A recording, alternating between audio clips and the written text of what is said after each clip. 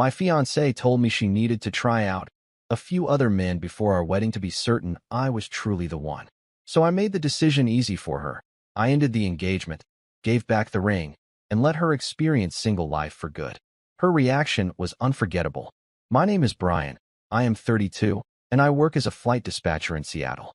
My schedule rotates between early mornings and overnight shifts, so I live by structured routines. I track everything on shared calendars, prep meals on Sundays, and protect my sleep like it is part of my job description. I rent a one-bedroom apartment in Capitol Hill and keep my life fairly predictable because aviation does not tolerate chaos. My fiancée is Margaret, 29. We have been together just over 3 years and engaged for 6 months. We do not live together yet, but we split wedding planning tasks and financial deposits evenly. The venue is booked for late summer.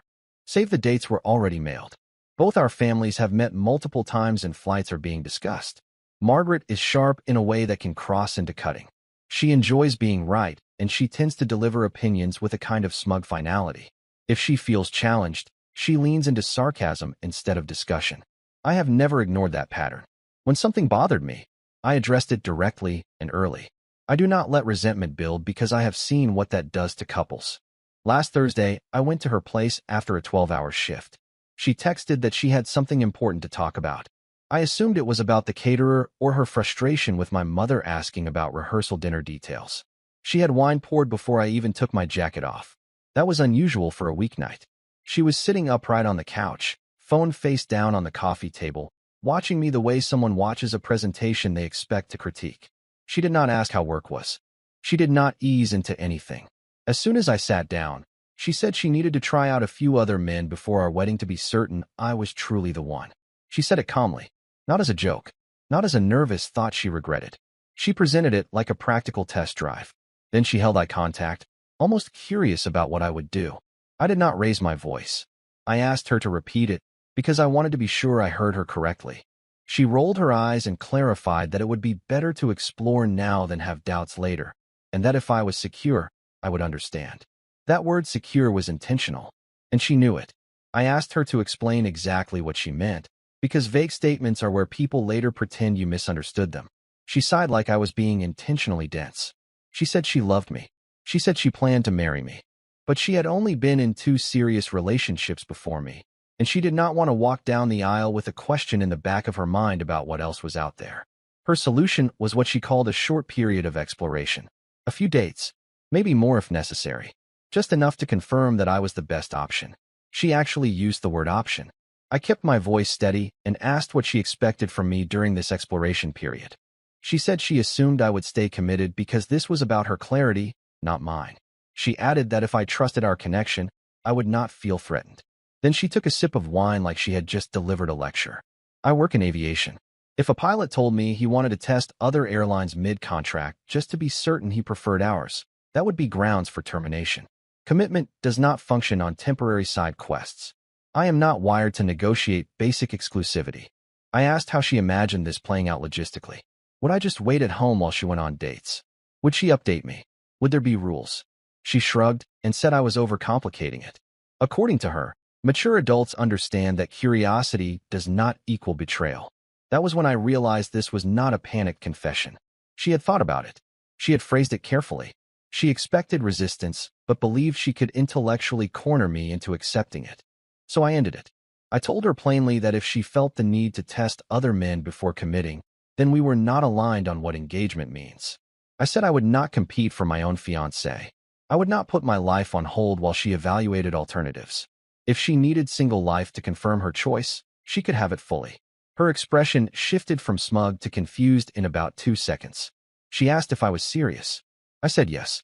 I told her the engagement was over and the wedding was canceled on my end.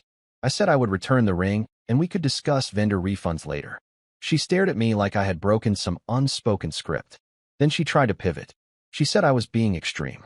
She said this was just a conversation. She said mature couples work through discomfort. I told her I just had. Then I stood up, grabbed my jacket, and walked out of her apartment. She called after me, telling me to stop being dramatic. I did not respond. I drove home through downtown traffic feeling oddly steady. Not numb, not furious, just clear. By the time I parked in my building garage, I had already mentally adjusted my life forward without her in it. She wanted to explore her options. Now she could. She called before I even got onto I-5. I let it ring out the first time. She called again immediately. I answered on the third attempt because I prefer clarity over prolonged chaos. Her tone was sharp, but there was something under it now. Not fear exactly. More like disbelief. She said I was spiraling. She said I was throwing away 3 years over a hypothetical conversation. She kept repeating that she had not actually done anything yet. I told her that was the point. The only reason she had not done anything yet was because she wanted permission first. That did not make it better. It made it deliberate. She tried to reframe it as growth. She said people evolve. She said marriage is permanent, and she was being responsible by confronting her doubts now instead of cheating later. She even implied that I should be grateful she was honest. I asked her one question. If I had told her I needed to try out a few other women before committing, would she have calmly supported that? She did not answer directly. She said it was different. I hung up. I did not wait for the explanation. I did not give her space to repackage it. I had what I needed. When someone argues that the same behavior would be unacceptable if reversed, that is not a values conversation. That is entitlement. She called back immediately. I declined it. Then another call. Then a third. I turned my phone face down on the passenger seat and focused on driving. By the time I reached my exit, the notifications were stacking up. Texts came in rapid bursts. You are overreacting. Stop being dramatic. Call me back. We are not breaking up over this. I parked in my garage and finally checked them all at once. The tone had shifted again. Now she was accusing me of trying to punish her for being honest. She said my reaction proved she could not safely share doubts with me. She said this was exactly why she felt uncertain. That part almost impressed me. In less than 20 minutes, she had repositioned herself from someone requesting permission to date other men to someone who was a victim of my intolerance. I did not respond. Instead, I went upstairs, took the ring off my finger, and placed it on my kitchen counter.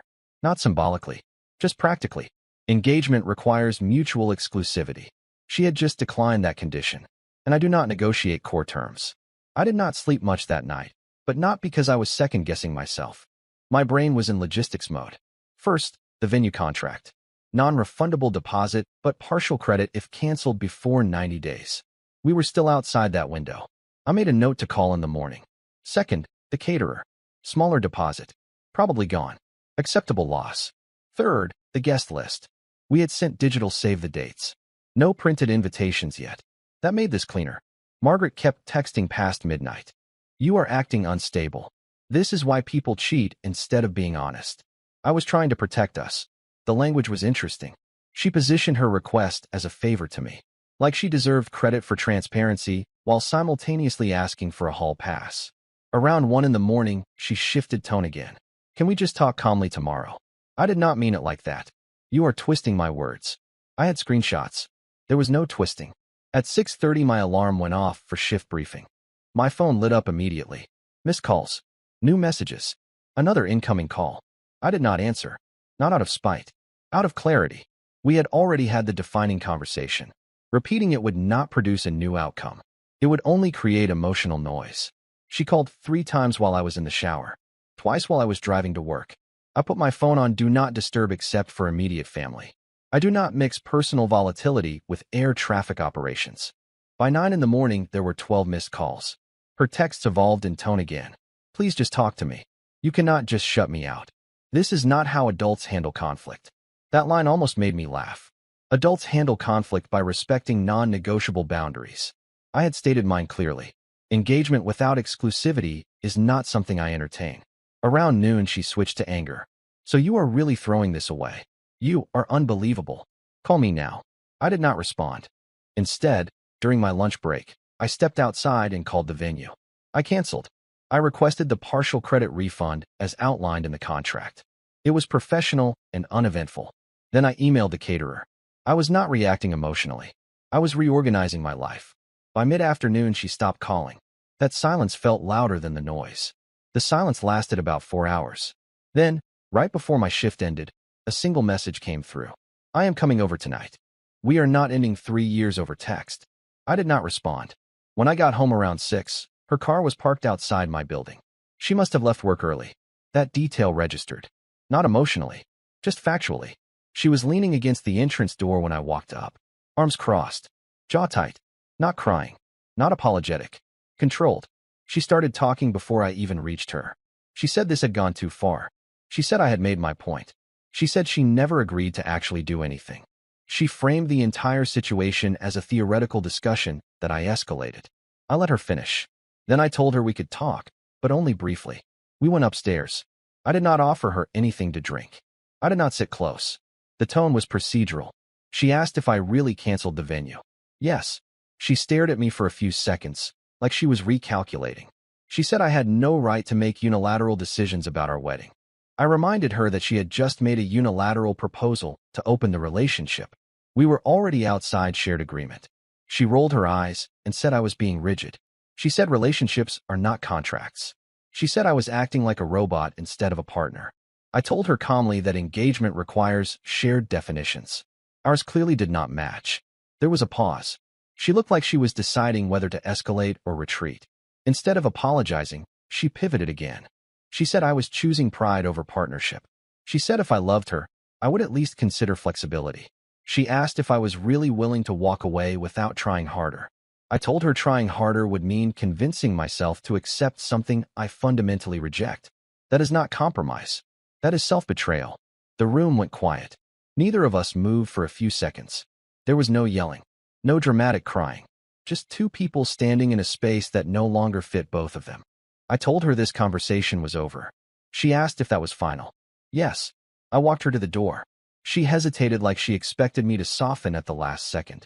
I did not. She left without another word. And this time, I did not feel conflicted. I felt finished. The next morning, before I even got out of bed, I blocked her number. Not impulsively. I had already ended the engagement in person. The follow-up messages were not about understanding. They were about reframing. If someone proposes non-exclusivity before marriage and then cycles through 3 different explanations in 48 hours, more conversation is not clarity. It is strategy. I blocked her on text and calls. Then I removed her from social media. Not to be dramatic. To prevent escalation. I know how drawn out these things can get when people think persistence equals persuasion. By 8 in the morning, my phone was quiet. For about 2 hours. Then an email came through. Subject line. We need to talk like adults. She wrote that blocking her was childish. She said it proved I could not handle uncomfortable conversations. She reframed the entire situation again. According to this version, she had been vulnerable and I punished her vulnerability. I noticed something consistent. In every draft of her explanation, she was the reasonable one and I was either insecure, prideful, immature, or reactive. There was never a version where her request itself was inappropriate. That absence mattered. She also mentioned that her friends thought my reaction was extreme. That detail felt intentional. Social pressure is leverage. I did not respond to the email. Instead, during my lunch break, I contacted the remaining vendors. Florist canceled. Photographer released the date with partial refund. DJ deposit lost. Acceptable. Each cancellation made the situation more real in a practical sense. Less theoretical. Less emotional. Around 3 in the afternoon, I received a message from an unknown number.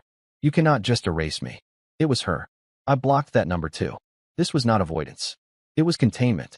We had already had the defining conversation. Repeating it would only invite her to keep reshaping the narrative until I doubted my own boundaries. By evening, I felt something I did not expect. Relief. Not happiness. Not triumph. Just the absence of negotiation. And that quiet felt stable. The relief lasted 3 days. On the 4th, she showed up at my building again. This time she did not wait outside. She rang my unit directly. I did not buzz her in. She rang again. Then she called through the building directory system, which bypasses normal blocking. Her voice came through the speaker in the hallway, slightly distorted. Brian, stop hiding. We need to finish this. Finish what was unclear. From my perspective, it was finished. I did not answer through the intercom. After a few minutes, the ringing stopped. Then my phone buzzed with a notification from our shared wedding planning app. She had logged in and updated the status of the event to paused instead of canceled. That told me something important. She still thought this was reversible. I logged in and removed myself from the account entirely. Then I emailed the venue confirmation of cancellation one more time to ensure no one could reinstate the booking without my consent. Contracts matter. About an hour later, I received a call from her sister. I answered that one. Her sister asked what was going on. Not accusatory. just confused. Margaret had apparently told her that I blindsided her after she tried to have an honest conversation about relationship growth. That phrasing was almost impressive. I explained briefly. I kept it factual. She proposed dating other men before our wedding to confirm I was the right choice. I declined. I ended the engagement. No yelling. No cheating. Just incompatible definitions. There was silence on the other end. Then her sister said, "She actually said that." Yes. Another pause. She sighed and said she would talk to her. I did not ask for mediation. I did not ask for validation. But it was interesting to hear someone else process it in real time without reframing. That evening, Margaret sent one final email. "You are humiliating me. Do you know what people are saying?" That sentence clarified something else. Her concern had shifted from relationship loss to social optics. And if reputation was now the priority, then I had likely made the correct decision. Still, a small part of me wondered if she would escalate further. Because people who believe they are entitled to negotiation do not always accept finality quietly. The escalation came 2 days later. A mutual friend texted me asking if I was okay. That alone told me Margaret had started talking. Apparently, the version circulating was that I panicked over a harmless hypothetical and canceled our wedding without discussion. In this story, she had been vulnerable and I shut down emotionally. I did not launch a counter-campaign. I do not believe in recruiting juries for breakups. But I also was not going to let a distorted version stand unchallenged. So when people reached out directly, I kept it simple. She told me she wanted to try other men before marriage. I declined and ended the engagement. No extra commentary. No character attacks. Facts tend to stabilize conversations quickly. A few days later, she emailed asking to meet in person one last time. She said she wanted closure. She said things had unraveled too fast. She said we owed each other a real conversation. I read it twice. Nothing had unraveled. A boundary had been crossed, and I responded. I did not agree to meet. Instead, I replied with a short message. If there are logistical items to exchange, we can coordinate a time for drop-off. There is no further relationship discussion to be had. Her response came within minutes. So that is it. 3 years reduced to scheduling. The framing was deliberate. She wanted the refusal to seem cold. I answered once more. 3 years ended when you asked to explore other men before marriage. I am simply respecting that request. After that, her tone shifted again. She said she had not actually meant it. She said she was scared. She said she thought I would reassure her, not leave. She asked if I could at least sit down with her so she could explain properly. That detail stood out. Explain properly. As if the issue had been poor wording instead of the content itself. I did not respond. Instead, I coordinated the exchange of her belongings through a mutual friend. Neutral ground. No drama. No reopening. She sent one final message that night. You are going to regret not fighting for us. Maybe. But fighting for something that contradicts my standards is not strength. It is self-erosion. And I was not willing to start a marriage by negotiating away the basics. The belongings exchange happened on a Saturday afternoon. I packed everything that was clearly hers into 2 medium boxes. Clothes she kept at my place. A spare makeup bag. A couple of framed photos. Nothing sentimental on my end. I am not someone who holds on to artifacts once the context is gone. Our mutual friend picked them up from the lobby. I did not go down. An hour later, I received a message from him. She is not taking this well. That was vague, but predictable. Later that evening, she emailed again. This time the tone was different. No accusations. No reframing. Just anger. She said I embarrassed her in front of her family. She said people were asking what happened, and she did not know what to tell them. She accused me of making her look unstable by telling others the truth without softening it. That part was revealing. Not that I ended the engagement, but that I did not protect her image after she proposed opening it. She also mentioned something new. She said she had already turned down someone who was interested in her because she was committed to me. She framed it as a sacrifice, as proof of loyalty. I read that line carefully, because it confirmed there had been someone specific in the background. Maybe nothing physical happened. Maybe it was just flirtation. But the curiosity she described was not abstract. It had a target. For a brief moment, I wondered if I should have asked more questions earlier. Dug into who it was. When it started, whether this conversation was preventive or premeditated. But then I stopped myself. The details would not change the decision. Whether she had someone lined up or just liked the attention, the underlying issue was the same. She viewed commitment as conditional until fully satisfied. I do not. Around midnight, she sent one final message. You could have fought for me. That sentence kept echoing.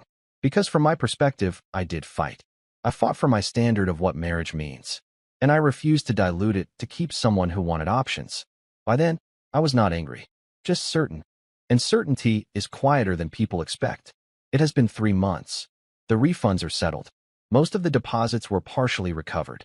The rest I treated as tuition for a lesson learned early instead of late. We have not spoken since that last message. She tried once more about 2 weeks after everything ended. Another email. Shorter this time. I miss you. I did not think you would actually leave. She did not say I was wrong. She did not say her request crossed a line. She did not say she understood why it mattered. She said she did not think I would leave. Expectation versus consequence. I did not respond. Around that same time, I heard through a friend that she had gone on a few dates. Nothing serious. Just casual. The irony did not escape me. The freedom she wanted came faster than she anticipated. The difference is that now it came without a safety net. I have replayed the conversation in my head exactly once. Not obsessively, just analytically. If I had stayed and argued, what would the future look like? Every disagreement reframed as insecurity. Every boundary labeled as ego. Every time she felt curious, I would be expected to reassure instead of evaluate. Marriage magnifies dynamics. It does not fix them. The intriguing part, at least to me, is how quickly certainty changes power dynamics. The moment I removed myself from negotiation, the conversation shifted from exploration to damage control. Not because she suddenly valued exclusivity, but because she lost the guarantee. I am not claiming perfection here. I am not immune to doubt or attraction or curiosity. But when I commit, I close doors intentionally. If someone needs open doors to feel secure, we are not compatible. The engagement ended the same week it was tested. There was no screaming, no dramatic betrayal, just a proposal that revealed a mismatch in values. Her reaction was unforgettable, not because it was explosive, but because it was revealing. She expected negotiation. I chose finality. And sometimes, that is the only response that makes sense.